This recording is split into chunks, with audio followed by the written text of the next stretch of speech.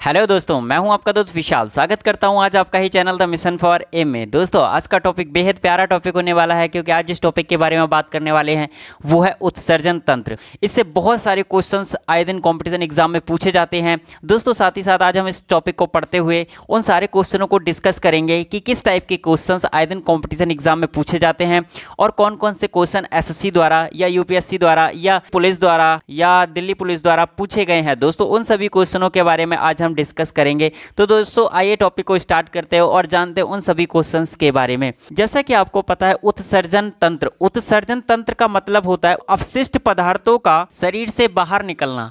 अपशिष्ट पदार्थों का शरीर से बाहर निकलना ही क्या कहलाता है? तो आप बोलेंगे उत्सर्जन कहलाता है।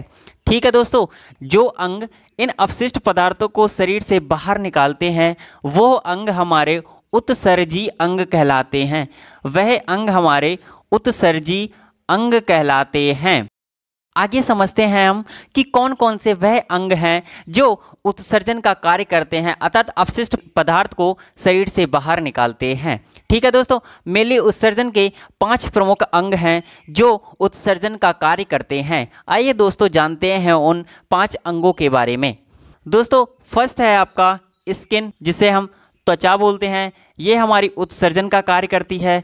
दोस्तों, सेकंड है हमारी लंग्स। दोस्तों, ये हमारा क्या करते हैं? ये भी हमारा उत्सर्जन का कार्य करते हैं। दोस्तों, तीसरा है हमारा बड़ी आंत, बिग इंटेस्टाइन। ये क्या करती है दोस्तों? ये भी उत्सर्जन का कार्य करती है। चौथा है हमारा लीवर यानी कि यकृत। ये भी हमारा उत्सर्जन का कार्य करती है।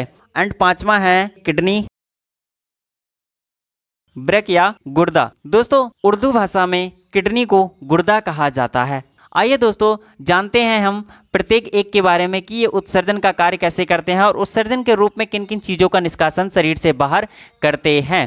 ठीक है दोस्तों, आइए समझते हैं। दोस्तों, आपको पता है कि हमारी त्वचा 3 परतों से मिलकर बनी है। ये दोस्तों हमारी त्वचा 3 लेयर से मिलकर बनी है, इसीलिए हमारी बॉडी को त्रिस्तरीय कहा जाता है। आगे समझते हैं कौन कौन सी वो 3 लेयर हैं जिनसे हमारी बॉडी मिलकर बनी है। समझते हैं उनके बारे में। दोस्तों, पहली जो लेयर होती है उसे कहा जाता है एपिडर्मिस। दोस्तों, दूसरी जो होती है जिसको कहा जाता है मेसोडर्मिस। एंड दोस्तों लास्ट होती है जिसको कहा जाता है एंड्रोडर्मिस। दोस्तों, ये 3 परतों से मिलकर हमारी त्वचा बनी होती है, स्किन बनी होती है। दोस्तों, एपिडर्मिक को कहा जाता है ऊपरी परत, मेसोडर्मिक को कहा जाता है मध्य परत एंड एंड्रोडर्मिक को कहा जाता है आंतरिक परत। ठीक है दोस्तों, इन्हीं दोस्तों तीनों लेयर से मिलकर हमारी त्वचा बनी होती है। दोस्तों, यहाँ पर त्वचा से आपसे स्किन से एक क्वेश्चन करता है, स्किन का अध्ययन क्या कहलाता है? दोस्तों, स्किन का अध्ययन डर्मेटोलॉजी कहलाता है। डर्मेटोलॉजी कहलाता है। साथ ही साथ पूछा जाए त्वचा विशेषज्ञ को दोस्तों डर्मेटोलॉजिस्ट कहा जाता है। डर्मेटोलॉजिस्ट कहा जाता है। ठीक है दोस्तों, और आगे समझते हैं हम त्वचा के बारे में। स्किन की बात करें तो ये हमारे शरीर का सबसे बड़ा अंग होता है। त्वचा हमारे शरीर का सबसे बड़ा अंग होता है। दोस्तों, त्वचा की एक सबसे छोटी इकाई होती है जिसको मेलानोसाइट कहा जाता है। मेलानोसाइट क्या होता है? दोस्तों, मेलानोसाइट में एक प्रोटीन पाया जाता है जिसका नाम होता है मेलानिन। दोस्तों, ये मेलानिन क्या करता है? दोस्तों, ये हमारे बॉडी को, हमारे स्किन को कलर प्रदान करता है। दोस्तों, आपने जनरली देखा होगा कि बहुत सारे लोग जो आपको वाइट स्किन के मिल जाते हैं और साथ ही साथ बात की जाए तो बहुत से लोग आपको डार्क स्किन के मिल जाते हैं। दोस्तों, ये वाइट एंड डार्क स्किन होता है किसके कारण? तो दोस्तों, हमारी बॉडी को कलर प्रदान करने का काम मेलानिन करती है। मेलानिन की मात्रा जिसके बॉडी में ज़्यादा होती है, कलर थोड़ा डार्क हो जाता है, और साथ ही साथ जिसके शरीर में मेलानिन की मात्रा कम होती है उसका कलर थोड़ा वाइट हो जाता है। ठीक है दोस्तों, आइए दोस्तों आगे समझते हैं ये त्वचा के द्वारा उत्सर्जन कैसे होता है। दोस्तों, त्वचा में हमारे 2 लेयर पाई जाती हैं। एक होती है हमारी स्वेटिंग लेयर, स्वेटिंग ग्लैंड्स। ठीक है दोस्तों, एंड एक होती है ऑयली ग्लैंड, ऑयल ग्लैंड्स। ठीक है दोस्तों, स्वेटिंग ग्लैंड्स के थ्रू हमारी बॉडी में क्या आता है? आप बोलते हैं पसीना आता है, पसीना आने के थ्रू इससे क्या निकलता है, तो आप बोलेंगे जब पसीना आता है तो हमारी बॉडी से वाटर निकलता है, साथ ही साथ क्या निकलता है, Na मतलब सोडियम निकलता है। जब दोस्तों हमें पसीना आता है तो हमारी बॉडी से जल निकलता है, सोडियम निकलता है, तथा सोडियम के साथ साथ हमारी बॉडी से क्या निकलती है, तो आप बोलेंगे हीट निकलती है, अर्थात ऊष्मा निकलती है। ऑयली ग्लैंड के थ्रू दोस्तों क्या निकलता है, दोस्तों कभी कभी आपने देखा होगा जब आप कभी भी सोकर उठते हैं तो आपके नाक पर एक चिपचिपा टाइप से ऑयल रहता है जिसको हम सीबम कहते हैं। वो दोस्तों क्या है, हमारी बॉडी का एक वेस्ट मटेरियल होता है सीबम, जो हमारे ऑयली ग्लैंड्स के थ्रू बॉडी से बाहर निकल जाता है। ठीक है दोस्तों आगे समझते हैं हम लंग्स के बारे में कि फेफड़ों का कार्य क्या होता है और ये उत्सर्जन कैसे करता है। ठीक है दोस्तों, आइए दोस्तों समझते हैं फेफड़ों के बारे में।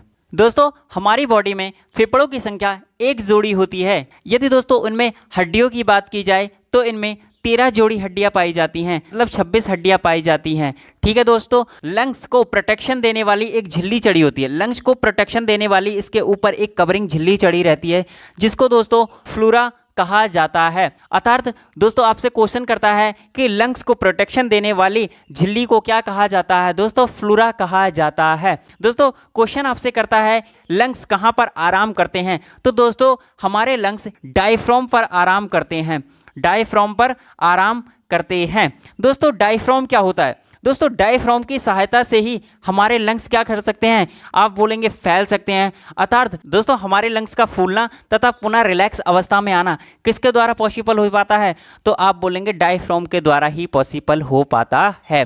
दोस्तों हमारे लंग्स में, हमारे फेफड़ों में क्या पाया जाता है, दोस्तों आप बोलेंगे वायु कोष्ठ पाए जाते हैं। दोस्तों हमारे लंग्स में, फेफड़ों में वायु कोष्ठ पाए जाते हैं। ये फेफड़ों की एक कार्यात्मक इकाई होती है। इनका मुख्य कार्य होता है ये आपके रक्त में क्या करते हैं, गैसों का आदान प्रदान करते हैं। ये रक्त में गैसों का आदान प्रदान करते हैं। ठीक है दोस्तों, आदान प्रदान करते हैं। वायु कोष्ठ हमारे रक्त में गैसों का आदान प्रदान करते हैं। आगे समझते हैं दोस्तों फेफड़ों के अध्ययन को क्या कहा जाता है। दोस्तों फेफड़ों के अध्ययन को परमेनोलॉजी कहा जाता है।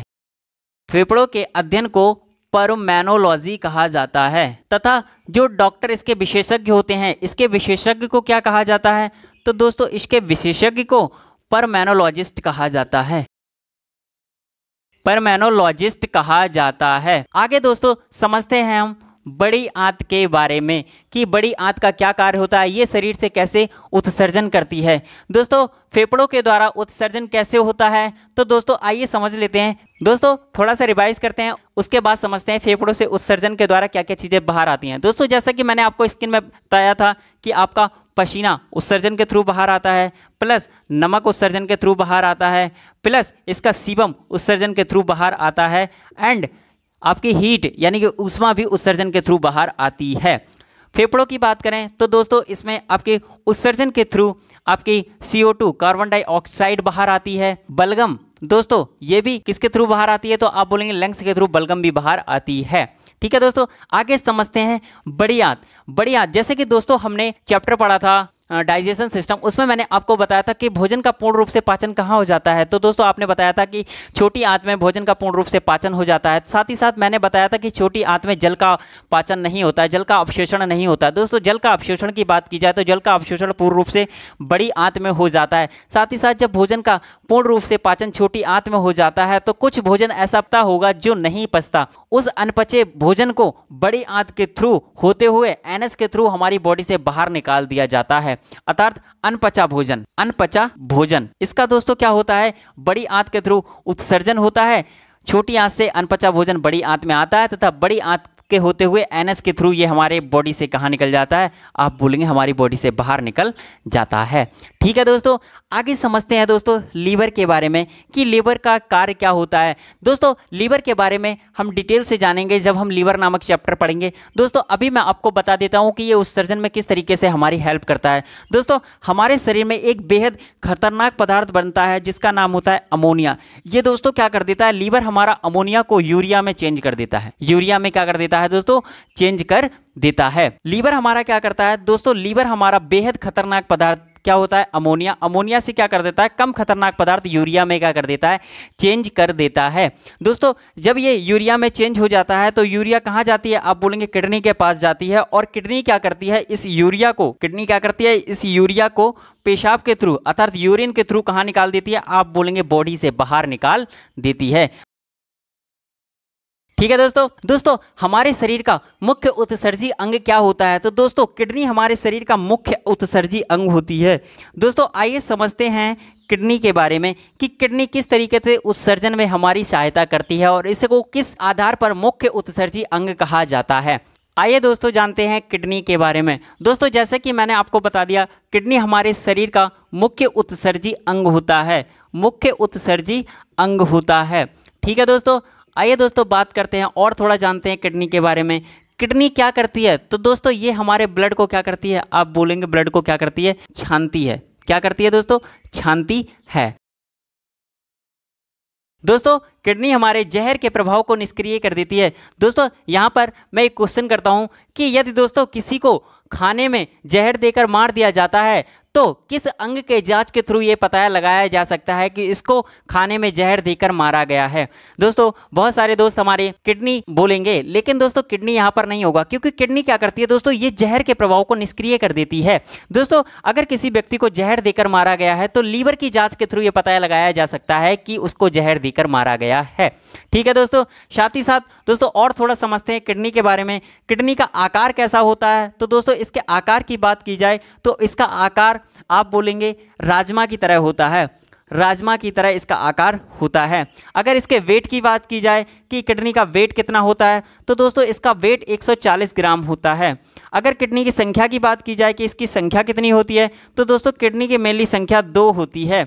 दोस्तों किडनी के ऊपर एक ग्रंथि लगी रहती है या एक थैली लगी रहती है, जिस थैली को दोस्तों हम किस नाम से जानते हैं, तो आप बोलोगे इस थैली को हम एडिनल ग्रंथ के नाम से जानते हैं, एडिनल ग्लैंड्स के नाम से जानते हैं, अतः अधिवक्र ग्रंथि के नाम से जानते हैं। ठीक है दोस्तों, अधिवक्र ग्रंथि के नाम से जानते हैं। दोस्तों ये हमारी क्या हो जाती है, आप बोलेंगे किडनी हो जाती है। ठीक है दोस्तों, तो दोस्तों किडनी हमारा जो निर्माण करती है, किडनी हमारा यूरिन का निर्माण करती है, अर्थात पेशाब का निर्माण कौन करता है, तो आप बोलेंगे किडनी करती है। ये हमारे यूरिन का निर्माण करती है तथा ये यूरेटर अर्थात मूत्रवाहिनी के थ्रू ये क्या हो जाती है, हमारी बॉडी से नीचे आने लग जाती है, यानी किडनी से नीचे हमारी बॉडी में आने लग जाती है। और ये कहां पर, तो आप बोलेंगे ब्लेडर में आकर क्या हो जाती है, एकत्रित हो जाती है। ब्लेडर में आकर क्या हो जाती है, एकत्रित हो जाती है।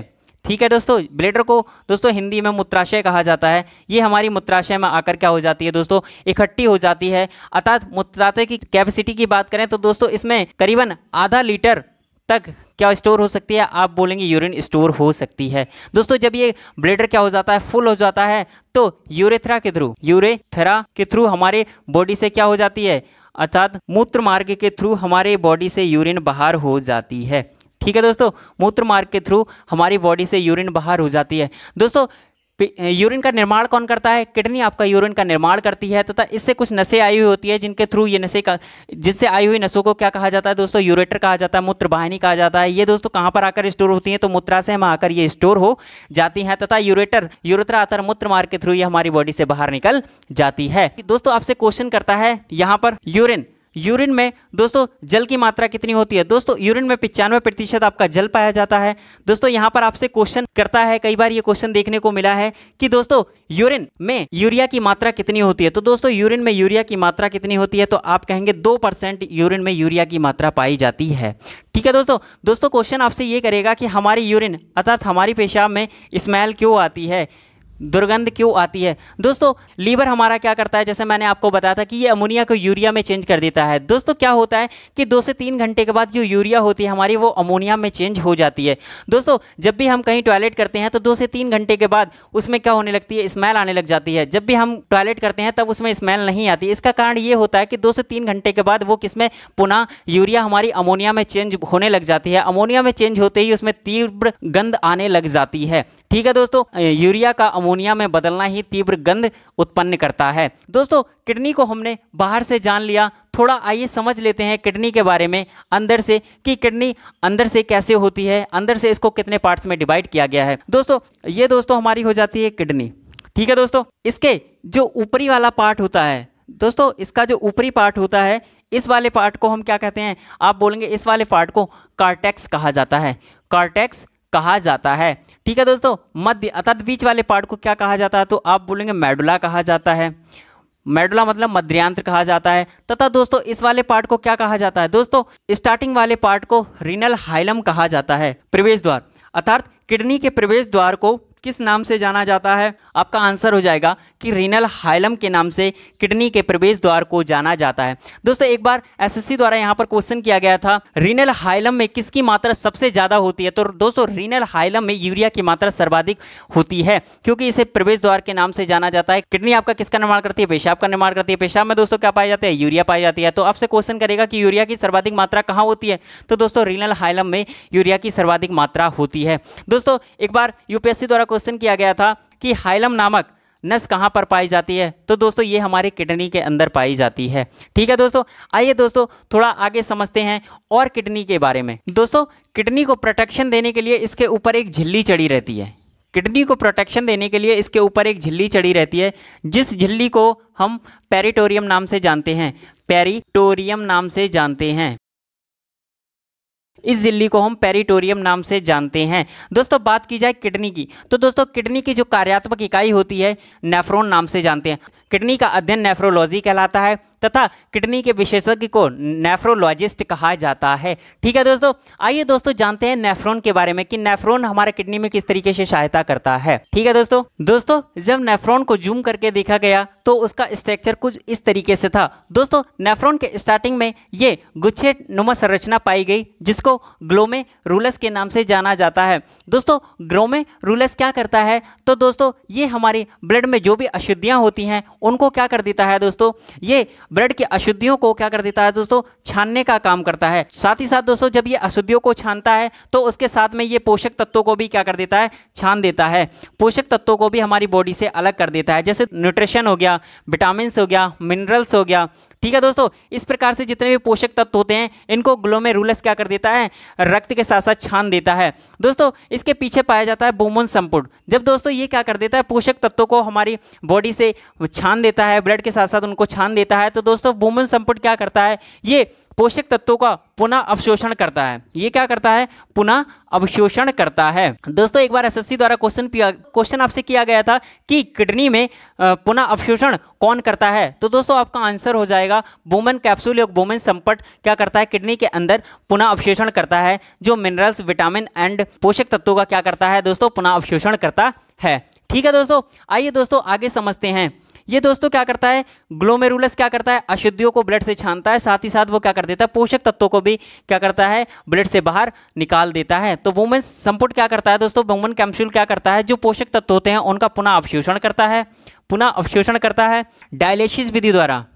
ये दोस्तों डायलिसिस विधि द्वारा क्या कर देता है, आप बोलेंगे यूरिया को अलग कर देता है, यूरिया को अलग कर देता है। जब ये यूरिया को अलग कर देता है, यूरिया किसको दे देता है, आप बोलेंगे नेफ्रॉन्स को दे देता है। नेफ्रॉन्स किसके, किडनी के थ्रू यूरिया को पेशाब में मिलाकर या यूरिन के थ्रू हमारी बॉडी से बाहर निकाल देती है। ठीक है दोस्तों, एक बार दोस्तों समझ लेते हैं ग्लोमेरुलस क्या करता है, ये दोस्तों अशुद्धियों को छानता है। पुनः अवशोषण कौन करता है, तो बोमेन संपुट, बोमन कैप्सूल पुनः अवशोषण करता है तथा डायलिसिस विधि द्वारा, अपोहन विधि द्वारा क्या करता है, दोस्तों डायलिसिस विधि द्वारा क्या कर देता है, यूरिया को अलग कर देता है। यूरिया को अलग कर देता है, यूरिया किसको दे दी जाती है, आप बोलेंगे नेफ्रॉन को दे दी जाती है, और नेफ्रॉन के थ्रू क्या कर दिया जाता है, यूरिया हमारी बॉडी से बाहर कर दी जाती है। दोस्तों आइए थोड़ा और समझते हैं किडनी के बारे में कि किडनी से कौन कौन से रोग हो जाते हैं। ठीक है दोस्तों, किडनी में आपने देखा होगा कैल्शियम ऑक्सलेट अर्थात एक पथरी बन जाती है। किडनी में आपने सुना होगा लोगों के पथरी बन जाती है। दोस्तों वो पथरी नामक होता क्या है, तो वो कैल्शियम ऑक्सलेट होता है, जिसके थ्रू क्या होता है, किडनी में पथरी बन जाती है। ठीक है दोस्तों, किडनी के द्वारा होने वाली दूसरी बीमारी दोस्तों क्या है, आप बोलेंगे यूरेनिया है। यूरेनिया में दोस्तों क्या होता है, पहला दोस्तों हो जाता है आपका कैल्शियम ऑक्सलेट अतः पथरी। दोस्तों पहला किडनी में होने वाली बीमारी क्या है? आप बोलेंगे पथरी हो जाती है। दूसरा किडनी से होने वाली बीमारी क्या है? यूरेनिया है दोस्तों, यूरेनिया। दोस्तों यूरेनिया में क्या हो जाता है? दोस्तों यूरेनिया में क्या हो जाता है? अमोनिया की मात्रा बढ़ जाती है। किसकी दोस्तों? अमोनिया की मात्रा बढ़ जाती है। दोस्तों जब किसी व्यक्ति में अमोनिया की मात्रा बढ़ जाती है तो जब भी वो टॉयलेट करता है, जब भी वो यूरिन करता है, तो दोस्तों उसमें तीक्ष्ण गंध आने लग जाती है, बहुत बुरी स्मेल आने लग जाती है। वो बुरी स्मेल दोस्तों आती किसके कारण है? दोस्तों आप बोलेंगे कि बॉडी में अमोनिया की मात्रा बढ़ जाने से क्या हो जाता है? पेशाब में या यूरिन में दोस्तों स्मेल आने लग जाती है। अगर किसी व्यक्ति की एक किडनी खराब हो जाए, यदि किसी व्यक्ति की एक किडनी दोस्तों खराब हो जाती है तो वो व्यक्ति एक स्वस्थ व्यक्ति की तरह कार्य कर सकता है दोस्तों, उसके बॉडी पर किसी प्रकार का कोई भी प्रभाव नहीं पड़ता है। साथ ही साथ दोस्तों बात की जाए, यदि किसी व्यक्ति की दोनों किडनी खराब हो जाती हैं तो उसकी डेथ हो जाती है। क्या दोस्तों एक स्वस्थ व्यक्ति दूसरे स्वस्थ व्यक्ति को अपनी एक किडनी दान दे सकता है? तो जी हाँ दोस्तों, एक स्वस्थ व्यक्ति दूसरे व्यक्ति को किडनी दान दे सकता है, उसकी बॉडी पर कोई भी प्रभाव नहीं पड़ेगा। यदि कोई व्यक्ति दोस्तों ट्रांसफॉर्म कराता है तो दोस्तों 48 घंटे के अंदर यदि वह किडनी को क्या करा लेता है? ट्रांसफॉर्म करा लेता है, तो वो व्यक्ति क्या कर सकता है? अच्छे तरीके से कार्य कर सकता है। अच्छे तरीके से दोस्तों उसके शरीर में पड़ने के बाद किडनी कार्य करेगी, उस पर किसी प्रकार का कोई प्रभाव देखने को नहीं मिलता। 48 घंटे के बाद क्या होता है दोस्तों? किडनी खराब हो जाती है। ठीक है दोस्तों हमने किडनी के बारे में पूरा डिटेल से जान लिया है। जो क्वेश्चन बन सकते थे हमने सभी क्वेश्चनों को डिस्कस किया। इससे बाहर कंपटीशन एग्जाम में कुछ नहीं पूछा जाता है। दोस्तों यदि आपको हमारी वीडियो अच्छी लगी हो तो वीडियो को लाइक करें, शेयर करें एंड सब्सक्राइब करें। दोस्तों ऐसी ही मजेदार वीडियो लेके आऊँगा, फिर आऊँगा, ज़रूर आऊँगा। नमस्कार।